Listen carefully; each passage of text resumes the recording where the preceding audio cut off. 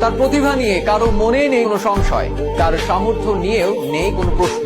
Injury যদি বারবার আঘাত না হানতো তবে ক্যারিয়ারটা হতে পারত আরেকটু অনন্য। গোল করা কিংবা করানো দুটোর জন্য দারুণ পারদর্শী তিনি। IFFHS এর তথ্য মতে গত দশকের চতুর্থ সেরা ফুটবলার ছিলেন তিনি। বলছিলাম নেইমারের কথা, যার ক্যারিয়ারটা হওয়ার কথা ছিল আরো সমৃদ্ধ, পৌঁছানোর কথা ছিল আরো অনেক উপরে। তবে বারবার ইনজুরি বাধা হয়ে দাঁড়ায় তার লক্ষ্যে। শুধু কি ইনজুরি, নাকি আরো বিশেষ কোনো কারণ নেইমারের পিছিয়ে পড়ার? সাম্বা ফুটবলের দারুণ এক শিল্পী। নেইমারের দুই পায়ে রয়েছে অনবদ্য স্কিল, তাতে বিভ্রান্ত হন ডিফেন্ডার, আর তাই রেগে গিয়ে ফাউল করেন বারবার। ফুটবলে যখন নেইমারের আগমন হয় তখন থেকেই ধরা হচ্ছিল ভবিষ্যৎ সেরা তারকা হতে যাচ্ছেন তিনি। সম্ভবত সেরা হওয়ার সকল গুণাগুণ নিয়েই ইউরোপে পা রাখেন। ক্যারিয়ারের প্রথম থেকেই স্কিল আর ড্রিবল দেখিয়ে মুগ্ধ করে রেখেছিলেন ল্যাটিনদের। ইউরোপে এসে তার দারুণ প্রদর্শনী দেখিয়ে জয় করে নেন গোটা বিশ্বের মন। বার্সেলোনার হয়ে ইউরোপে পাড়ি জমানোর পথে তাকে কেনার জন্য কম চেষ্টা করেনি রিয়াল মাদ্রিদ।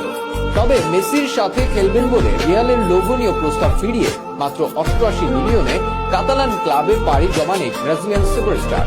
সে বছর ব্রাজিলকে কনফেডারেশনস কাপ জেতানোর পথে টুর্নামেন্ট সেরা খেলোয়াড়ও হন তিনি। বার্সেলোনায় প্রথম সিজনটা ভালো না গেলেও এক সিজন পর জয় করেন ট্রেবল। প্রথমবারের মতো জায়গা হয় ব্যালন ডি'অরের শীর্ষে তিনে, যদিও সেবার ব্যালন ডি'অর জেতেন লিওনেল মেসি। এক সিজন পরে 2017 সালে আবারও ব্যালন ডি'অরের শীর্ষে তিনে জায়গা হয় নেইমারের।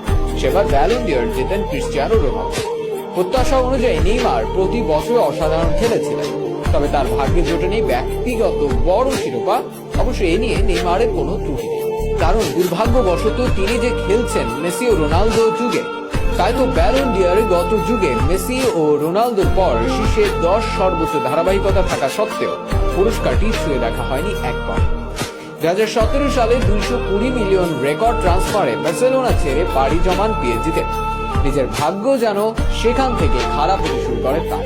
পিএসজি যাওয়ার পিছনে তার বাবার বেশি অবদান থাকলেও অনেকে মনে করেন টাকার জন্যই সেখানে গিয়েছেন তিনি।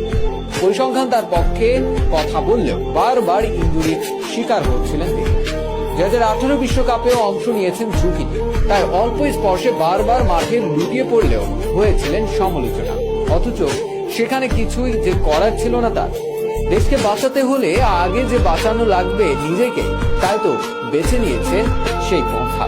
ব্যক্তিগত পরিসংখ্যানটা বেশ সমৃদ্ধ নেইমারের। ক্লাব ক্যারিয়ারে 442 ম্যাচে গোল করেছেন 263টি ও সাহায্য করেছেন 165 বার। আন্তর্জাতিক পর্যায়ে 113 ম্যাচে গোল সংখ্যা 69টি। নেইমারের যোগ্যতা বলে দেয় অন্তত নামের পাশে একটি হলো ব্যালন ডি'অর থাকা উচিত তার, অথচ স্পর্শ করা হয়নি একবার। এজন্য দায়ী কি ইনজুরি, নাকি মেসি ও রোনালদোর যুগ, সেটাই এখন বড় প্রশ্ন।